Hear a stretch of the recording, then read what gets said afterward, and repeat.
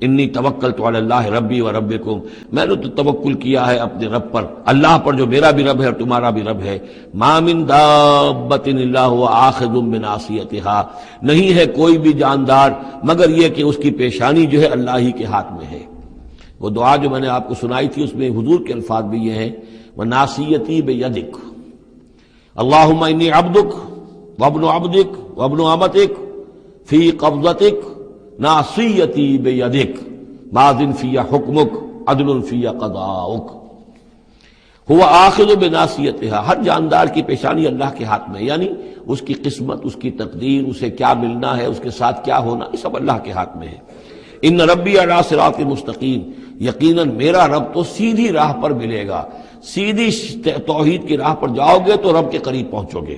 میرا رب جو ہے وہ عدل و انصاف کے راستے سے اور صراط مستقیم ہی سے اس تک رسائی حاصل ہو سکتی ہے۔